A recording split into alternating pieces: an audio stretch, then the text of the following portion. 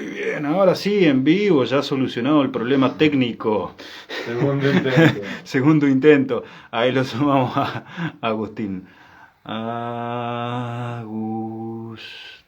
Echevarne. Invitar. Transmitir.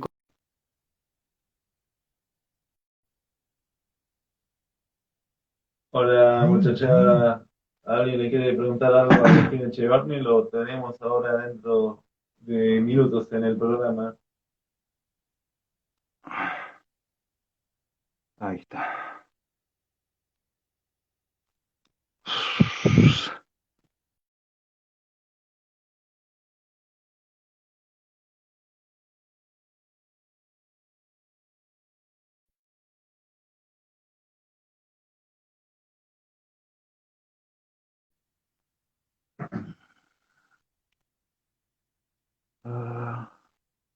Agustín Echevarne.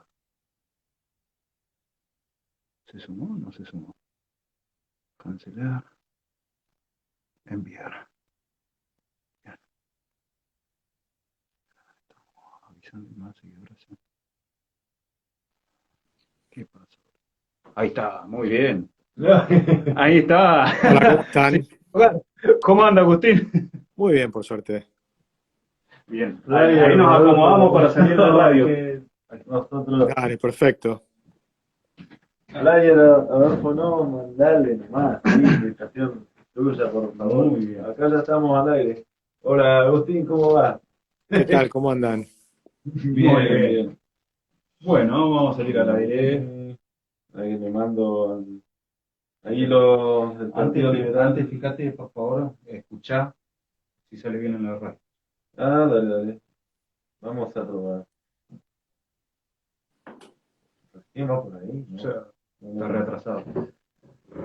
Sí, yo diría que le suba bastante ese micrófono, ¿no? ¿Cuál? Al de allá. ¿Dónde está este? Sí, Bueno. sí, sí, señor. Ah, muy bien. ¿Acá? ¿Para que sí?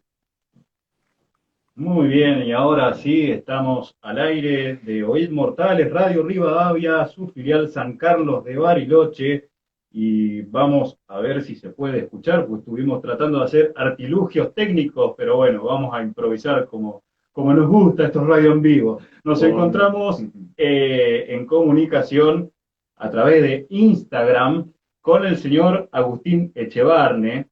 Él es economista, ha escrito varios libros y bueno, y es un poquito de la filosofía nuestra, un poquito de la filosofía liberal. Vamos a estar más que nada preguntándole a Agustín cómo ve la realidad de nuestra querida y amada Argentina. ¿Cómo estás, Agustín? Bienvenido, buenas noches. Muy bien, buenas noches. La verdad es un placer charlar con ustedes y ojalá algún día lo hagamos en vivo allá en el sur. Por supuesto, más que invitado y las puertas de casa siempre abiertas para cuando vengas por acá por el sur.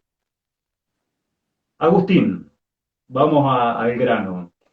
¿Qué visión tenés con respecto a esta nueva orden que ha dictado el gobierno nacional sobre el control de precios, que evidentemente no sirve para nada? Sí, es como, viste, es el día de la marmota, ¿no? Que vuelve a empezar y vos decís, ¿cómo puede ser que sigan cometiendo los mismos errores? Y es como que te despertás y estás de nuevo 40 años atrás, o 50 años atrás, o 70 años atrás. Porque Ujú. el control de precios ya puso Perón en su segundo gobierno, lo volvió a poner en su tercer gobierno, y por supuesto nunca funcionó, y tuviste un montón de problemas permanentemente. La vez que lo hizo digamos, con el plan Helbart, que terminó en el Rodrigazo, en el 74, Ujú. fue terrible. Después lo volvió a poner también Alfonsín, o sea que no solo los peronistas, también los radicales han probado con el control de precios y terminó en la hiperinflación del 89, ¿no? Y esto solo en Argentina. Después lo puso Cristina Kirchner y tampoco terminó bien, terminó con cepo, con un montón de problemas, y terminan además incluso perdiendo las elecciones. Entonces uno dice, ¿por qué lo Sí. hacen? Y encima, cuando uno mira la historia, está este famoso libro que nosotros estábamos mirando, y yo me acuerdo lo Sí, leíamos sí. hace décadas atrás, el de 4.000 años de historia de controles de precios. Yo me acuerdo de ese libro, yo creo que lo charlábamos en la década del 90, en la del 80, o sea, no me acuerdo de qué fecha es, pero es bastante viejo. Y, Sí, sí, sí. y las historias que tiene son extraordinarias porque te habla desde los controles de precios de la época de los romanos, con Diocleciano, donde había pena de muerte al que subía los precios. Ahora, vos pensás qué ocurre. Si vos nos mandás al cadalso a los panaderos, ¿qué pensás que va a pasar con el precio del pan? Va a subir, porque va a escasear el pan. Es tan obvio, ¿no? Cuando uno estudia un poquito de microeconomía o simplemente por sentido común, si vos controlás un precio, es una señal.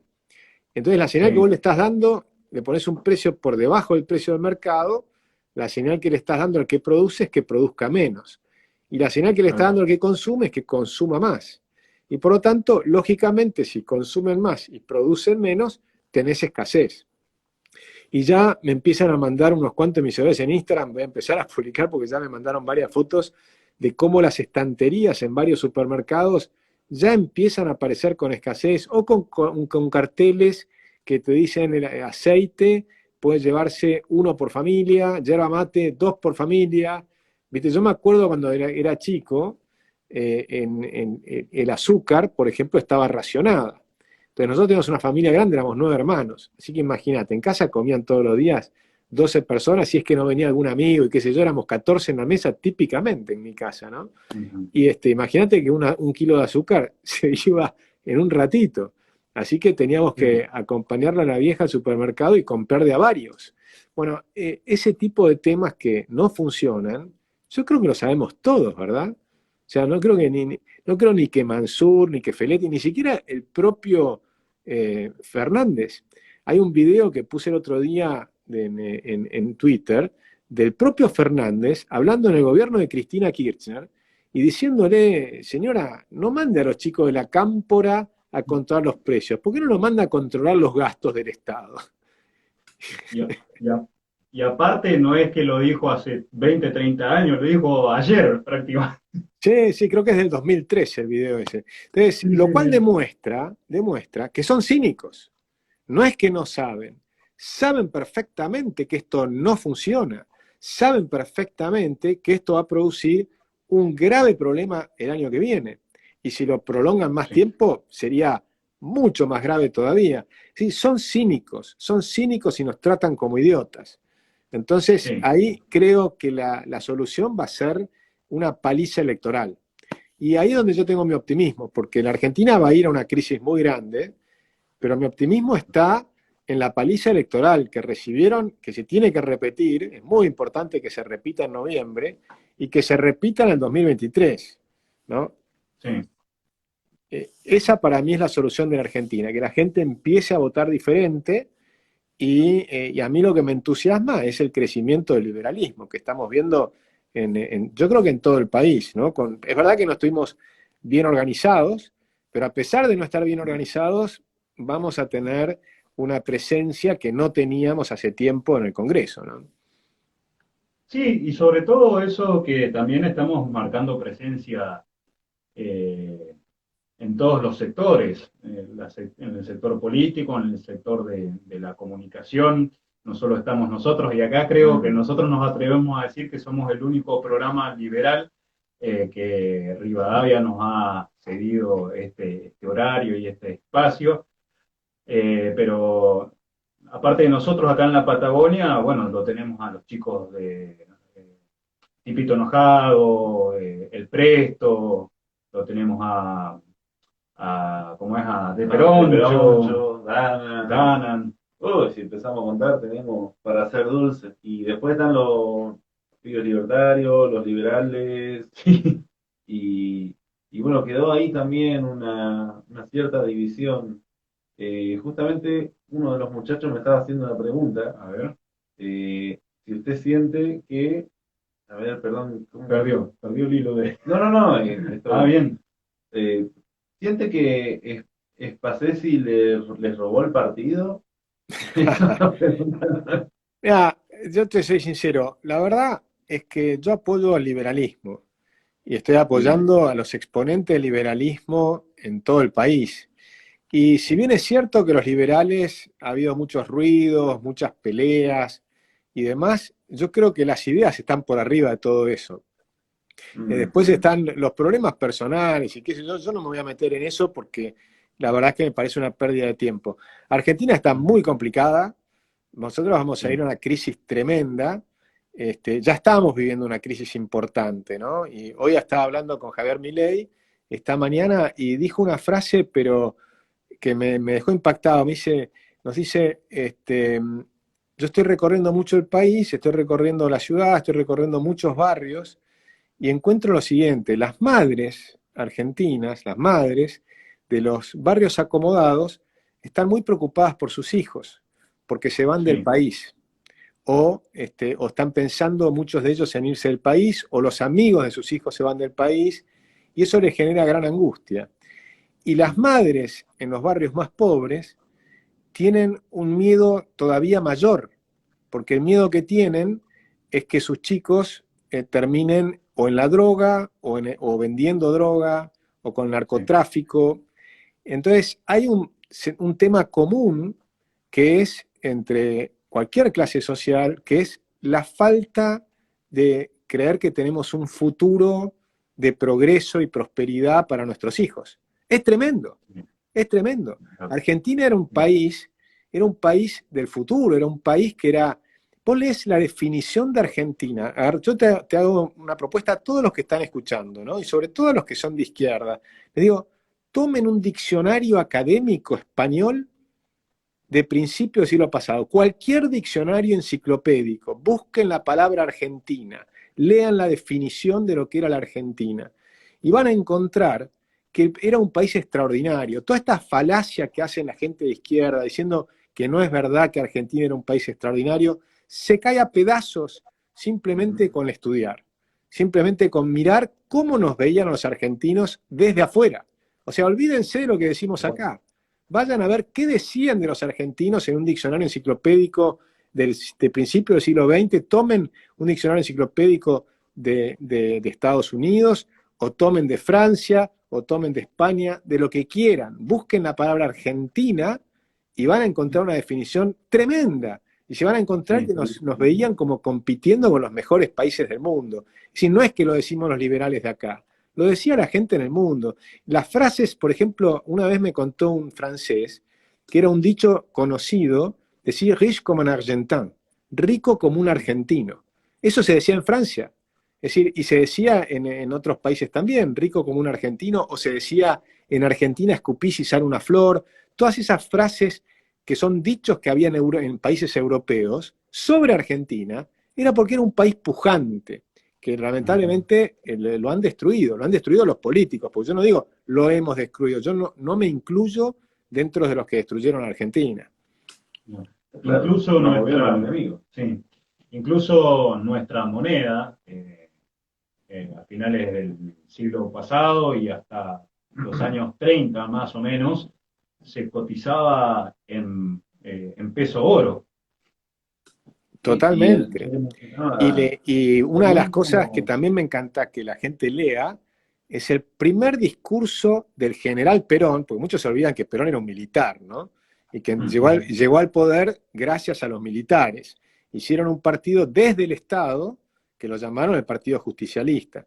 Pero cuando llega Perón al gobierno, lean el primer discurso de Perón en la apertura del Congreso. Y cuando ven la descripción que le hace la Argentina, es esa descripción de ese país pujante, tremendo que teníamos.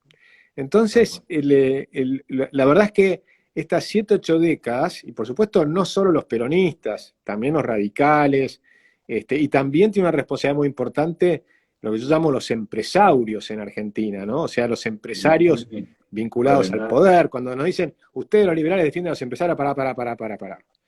Nosotros defendemos al empresario verdadero, ¿no? Al que se levanta a la mañana, labura, el que tiene una pyme, el que trabaja a destajo y que no gana plata en los pasillos del poder. Y lo dividimos completamente del empresario, que es el que gana plata en los pasillos de la Casa Rosada, o del gobierno de la provincia, o del municipio, ¿no? O sea, que gana plata consiguiendo una protección, o consiguiendo que le den el beneficio para los que están en Tierra del Fuego. Nosotros no defendemos a ninguno de esos empresarios. Lo nuestro es defender al tipo que realmente invierte, apuesta por el país, apuesta por su propia empresa, su emprendimiento, genera empleo, es decir, arriesga capital, ¿no? Y no tiene ninguna prebenda del Estado, ninguna protección ni nada, está a la intemperie. Ese es el tipo que para nosotros es un héroe. Yo quería destacar algo que había mencionado, el tema de que un comunista estudie va en contra de la condición indispensable de ser comunista. Para ser comunista, la condición principal es no saber, primero, qué es el comunismo, de dónde viene, ni los 10 mandamientos, nada. Si vos sabés algo de eso, no te comes ese cuento. O sea, un estudioso nunca va a ser comunista. Vos sabés que ahí hay un tema interesante, porque yo conozco tipos que son marxistas, que son muy estudiosos, ojo, y ahora yo creo que pasa más por un tema emocional, me parece a mí. Por ejemplo, sí he visto comunistas, yo tengo un amigo comunista, yo estuve estudiando en Italia, ¿no? Hace muchos años atrás, hice un máster en desarrollo económico, y un chico uruguayo era comunista. Y después, y jugábamos al ping-pong con él y tocábamos guitarra, y la verdad es que terminamos haciéndonos amigos. Hasta que un día él me confesó, charlando, estábamos tomando un Cointreau, viste, ahí arriba, y me contó, mira, si yo me hubiera quedado en Uruguay, no podría ser amigo tuyo. Los comunistas prohíben tener amigos de personas que no sean comunistas. Eso es el Partido Comunista Uruguayo. Entonces ahí tenés un problema, porque ellos leen una parte de la biblioteca y se alimentan entre ellos mismos y se genera una especie de secta donde no podés tener un amigo que piense diferente. Yo tengo amigos que piensan diferente, me divierte con la gente que piensa distinto, siempre y cuando sean honestos intelectualmente. Y yo tengo algunos amigos marxistas, ¿no? Que por ejemplo me invitan a debatir a la Universidad de Loma de Zamora, he ido a debatir a distintos lugares y que son divinos, o sea que estos no los incluyo, no es lo mismo que aquel. Es decir, que hay marxistas que realmente son honestos intelectualmente y que además estudian. Ahora, tienen sí un mecanismo que los hace no... O sea, ellos cada vez que les hablas de las cosas que el socialismo que no funciona, que básicamente cualquier país que puso el socialismo no funciona, ellos te terminan diciendo, bueno, pero ese no es el socialismo que nosotros defendemos. ¿No? Claro, es una estructura emocional puramente paradigmática. Hay un tema emocional, yo creo que hay un tema muchas veces de falta de autoestima, o sea, el tipo que le va bien, que tiene buena autoestima sana, que no está herido por alguna cosa, algún tema que lo ha herido de chico o lo que fuere, entonces me parece que está más inclinado a lo que para nosotros es... me gusta cómo lo dice Deirdre McCloskey. Dice, el liberalismo es el adultismo. Es decir, tratar a la gente como adultos. A los que son adultos, claro, tratalos como adultos.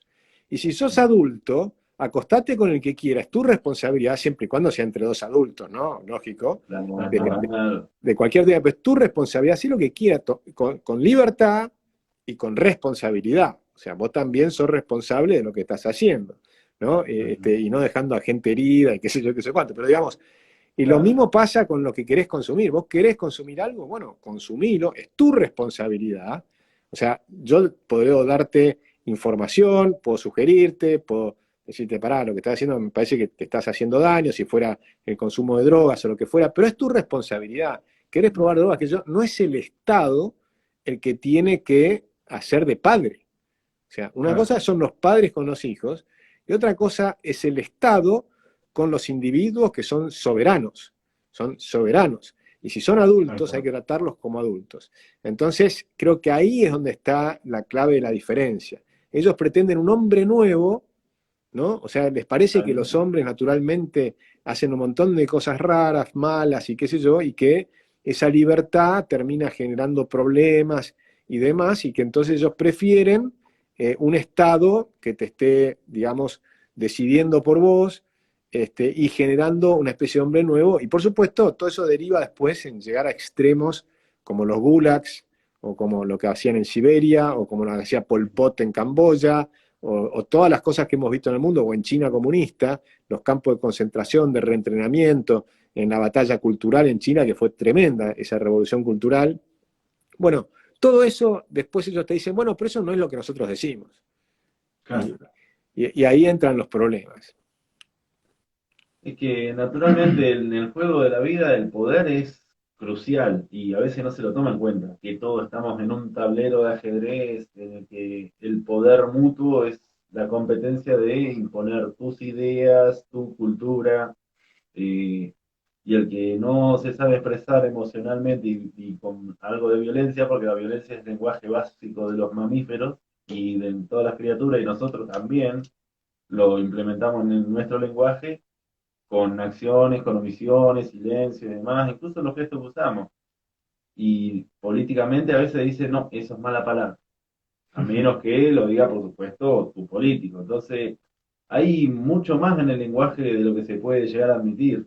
Y si eso no está claro de base, cuando uno quiere elevar la conversación para hablar de futuro, de economía y demás cosas, no te dan importancia, es como que le hablar a una persona sin valor en este juego de poder. Sí, tal cual.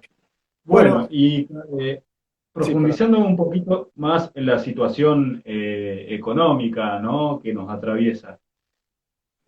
Por ahí, lo que le decimos a nosotros a Javier es que por ahí tiene, y lo está tratando de cambiar, yo sé que sí, lo está tratando de cambiar a base de esfuerzo.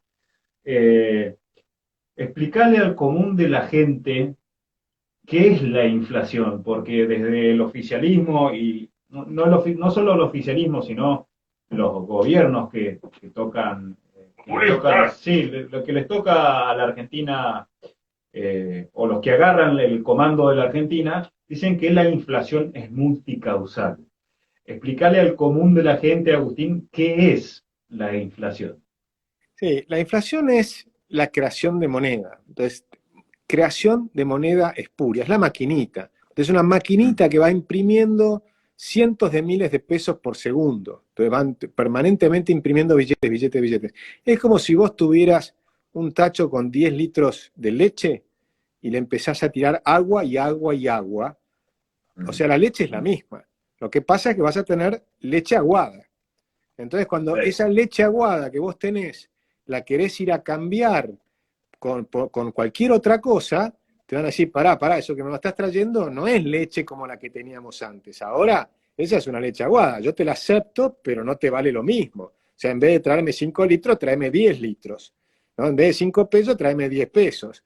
Y si no, y si no le seguís tirando agua y agua y agua, te van a decir, pará, eso que me traes es agua, ¿qué me está diciendo? No vale 5 pesos ni 10 pesos, eso vale nada. O sea, tráeme, no sé, 3 toneladas de agua para ir a comprar un carrito en el supermercado. Entonces, ¿qué pasa? Vos ibas antes con un billete de 100 pesos, que eran $100, y llenabas un carrito del supermercado. Si ahora vas con un billete de $100, seguís llenando el carrito del supermercado. Es decir, que los precios no subieron en dólares, subieron en pesos. Entonces, lo que se deterioró son los pesos. Ahora, este es un mecanismo perverso, porque no es inocuo, no es que a todos les causa el mismo perjuicio, ¿no?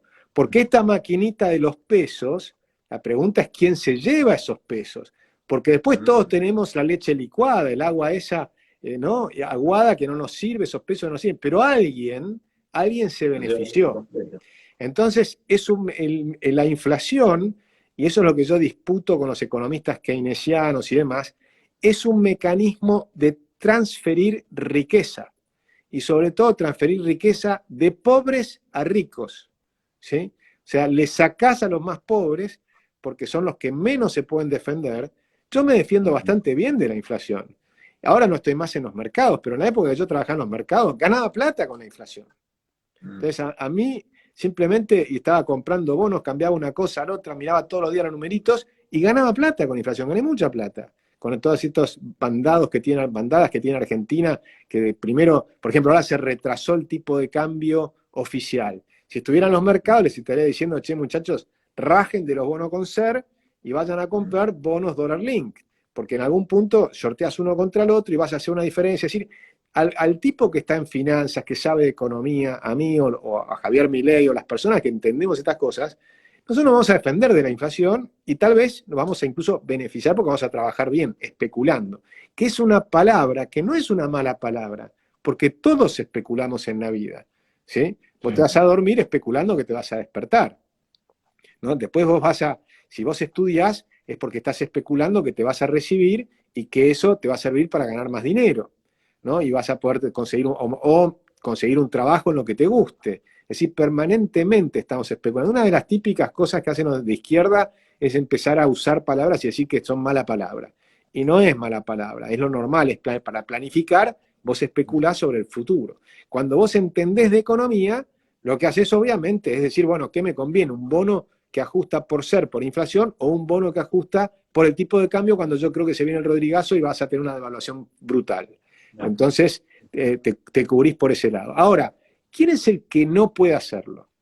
El que no puede hacerlo es, por ejemplo, el que está recogiendo la fruta en el Valle del Río Negro y le pagan la quincena, o que está haciendo dulces en Bariloche, ¿viste? Sí, que por ahí no entiende mucho, capaz que el que está en Bariloche sí, pero poner que está un poco más lejos, en un pueblo más pequeño, en Villa Langostura, donde sea, donde no tenés un mercado desarrollado, y entonces, si querés comprar $1, no lo vas a poder comprar a 195 pesos, lo vas a terminar pagando, no sé cuánto, pero más caro, y el problema es que muchos ni siquiera entienden que para refugiarse tienen que comprarse dólares.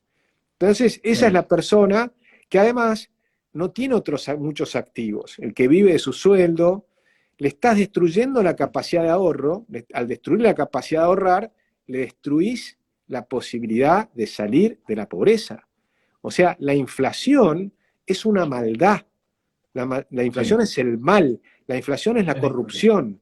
O sea, es una cosa espantosa. Entonces, cuando un economista defiende que un poco de inflación es buena, es un inmoral. Es un inmoral. Los economistas que defienden la inflación son inmorales. Los políticos que permiten la inflación son inmorales. Eso lo hay que comprender. Esto es una batalla moral que estamos dando, para que la gente comprenda que hay 195 países que no tienen inflación. Y nosotros en Argentina tuvimos 10 años con inflación cero. Entonces, cuando vos decís, te dicen, pero eso era la convertibilidad. Sí, era la convertibilidad y teníamos inflación cero.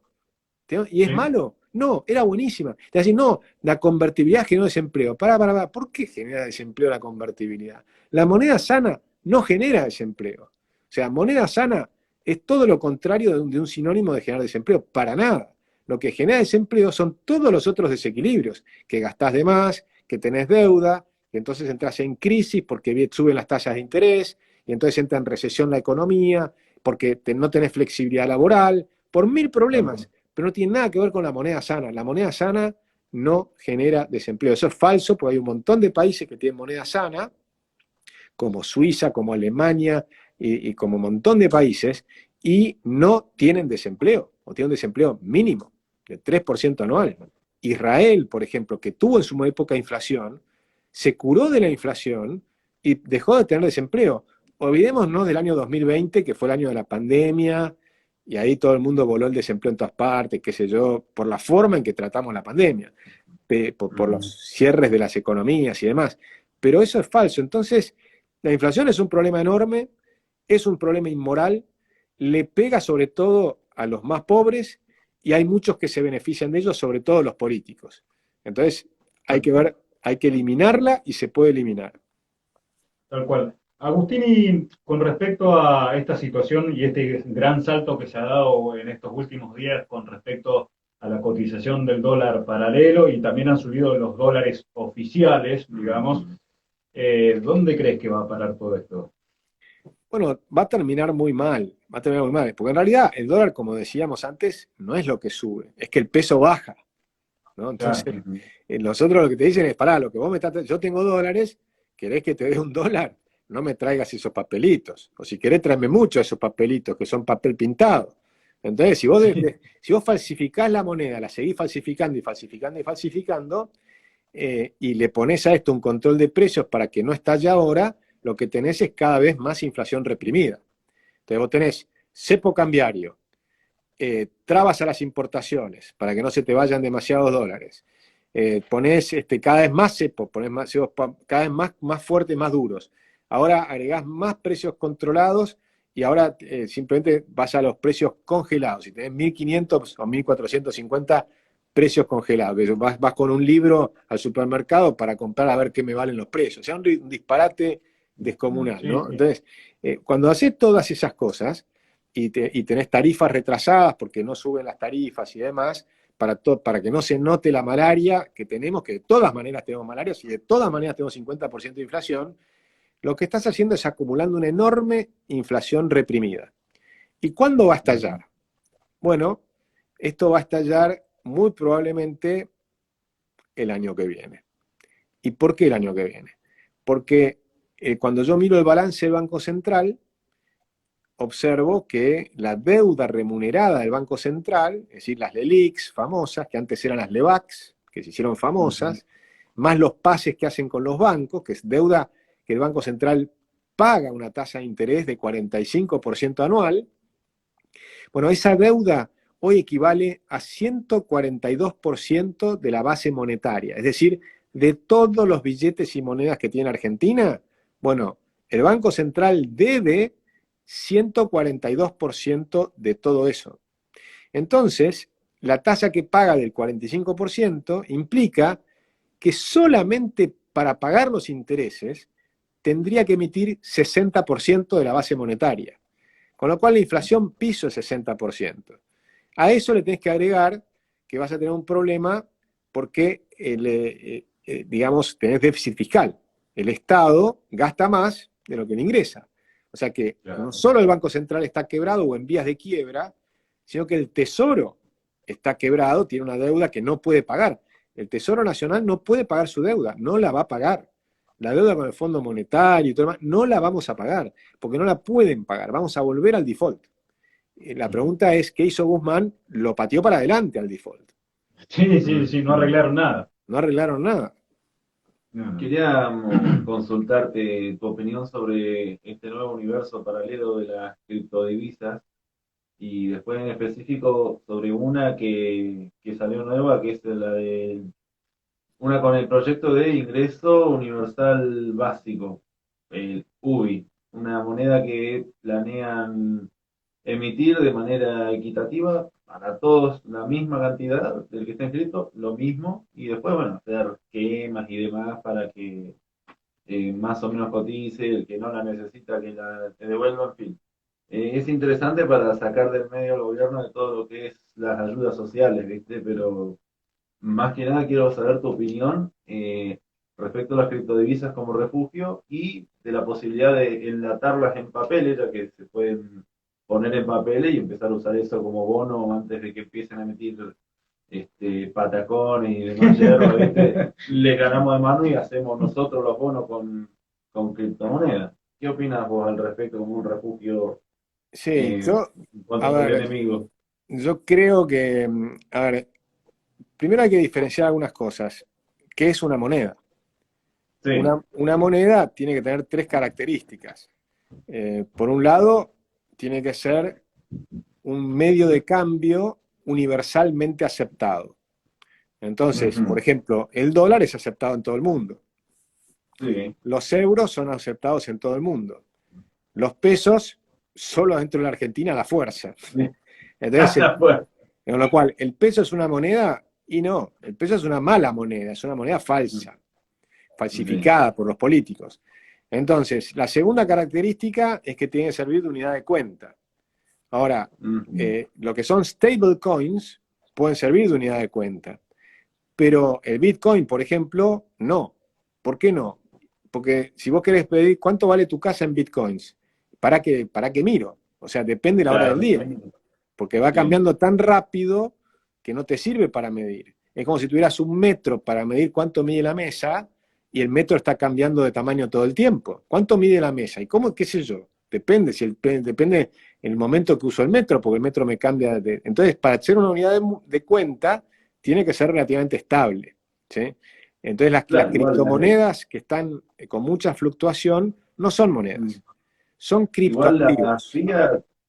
las ¿Cómo? monedas fiat igual es como si fuesen metros elásticos que se van comprimiendo también. Si Sí, lo ponemos pero lentamente, ¿no? Y después, ojo porque fiat viene de fe, de confianza. Claro. Y Sí, sí, el Bitcoin también es una moneda fiat, no es una moneda otra cosa. claro. Entonces, porque es uno de los debates que he tenido con algunos de los bitcoiners, que entre paréntesis deben haber hecho millonarios unos cuantos, así que le han pegado en términos de comprar estos criptoactivos. Pero yo Claro, han creo, hecho la conversión. pero por eso digamos, es interesante entender qué es una moneda, que tiene esas dos características, o sea, que decíamos, medio de cambio universalmente aceptado, que sea unidad de cuenta, y tiene una tercera característica que sea reserva de valor. Entonces, el peso es reserva de valor, ni a No, palos. ni a Entonces, palos, ni a patarnillas. entonces el peso no es una buena moneda. El dólar es reserva de valor y en Argentina sí, porque comparamos con el peso. Ahora, en realidad, Sí. tampoco es una moneda extraordinariamente buena. Hay otras mejores. Probablemente, no sé, antes era el marco alemán, pero tal vez ahora el euro, o los francos suizos. El franco suizo hoy está tan fuerte como el dólar, pero yo creo que es más fuerte que el dólar a largo plazo. Entonces va a ser una moneda más sana. Entonces, hay que ver qué es una moneda. Entonces, cuando hablamos de criptomonedas, el primer punto es que para mí todavía no son monedas, muchas de ellas. Que para ser moneda necesitas esas tres características, son aspirantes a monedas. Entonces, ¿los podemos utilizar? Yo creo que sí, que se pueden utilizar de diversas maneras. Hay muchos chicos jóvenes que tienen un pequeño porcentaje de lo que van ganando, lo van metiendo en bitcoins y capaz que a la larga hacen un gran negocio. Y puede ocurrir, ¿viste? Si viene ocurriendo, o sea que yo no lo niego, no me pongo en contra. Yo no creo que nadie de mi edad, que ya tenga canas, ¿viste? Que yo tengo un montón de canas. Bueno, cuando ya tenés canas y que yo, y has generado un cierto patrimonio, has laburado toda tu vida y qué sé yo, bueno, meter todo eso en bitcoins y yo no me animaría, porque no dormiría tranquilo, ¿viste? Con la volatilidad que tiene. Te van a decir, ¿querés poner un 5% de tu patrimonio en Bitcoin? Bueno, ok, hacelo, todo bien. Entonces, después, puedes servir para dar un salario universal. A ver, ¿de qué estamos hablando? ¿Vas a emitir una moneda nueva y la vas a regalar? Entonces, ¿qué valor va a tener? Es un proyecto, de hecho, que recibió el apoyo del que vendría a ser el creador de la segunda criptomoneda más importante, Ethereum. Agarró y dijo, bueno, mira qué interesante proyecto. Le compró 300 millones y los mandó a una billetera con una clave indescifrable, o sea, quemada. Esas nunca van a ser reclamadas. Claro. Y subió Pero un más 10%. o menos quieren hacer lo mismo que hacen con el papelito pintado, como dice Agustín, pero esta vez con criptomoneda. Ahí no le veo muy buen resultado. Claro, pero la Sí. idea es hacer algo directamente con la gente, no con un gobierno en el medio. Porque Sí, de una u pero otra manera ojo, siempre te van a correr porque con que... hay una estafa la puede hacer un gobierno, pero también la puede hacer un privado. O sea, Por eso los mismo. avioncitos los conocemos de toda la vida, ¿no? O sea, la pregunta es quién gana qué y qué es lo que estás haciendo. O sea, si vos tenés, antes las monedas eran privadas, entonces un banco iba emitiendo títulos comerciables, eran las letras de cambio. Y las letras de cambio se usaban como moneda. Entonces, detrás de eso estaba el respaldo de un banco. Entonces, si el banco es el JP Morgan, era el señor JP Morgan, que el tipo tenía una fortuna enorme y tenía un prestigio fenomenal, y su sola presencia te daba crédito. Hay una anécdota divertida sobre JP Morgan, ¿no? Que un día un amigo de él, que también era banquero, su banco estaba sufriendo una corrida. Se le fugaban los depósitos y la acción del banco en la bolsa en Estados Unidos estaba haciendo pelota. Y el tipo lo llama a su amigo, que era JP Morgan, y le dicen, quiero hablarte con urgencia, que yo dice, bueno, dice, vamos a almorzar. Entonces van a almorzar en un lugar conocido en Wall Street, y entonces JP Morgan no le da pelota, el otro le está tratando de sacar el tema, me tenés que ayudar a salvar el banco. O sea, yo sé, Claro. hablemos del tema, el tipo se sudaba, ¿viste? Y JP Morgan le hablaba de otros temas, hablaba del golf, que el partido había tenido, qué sé cuánto.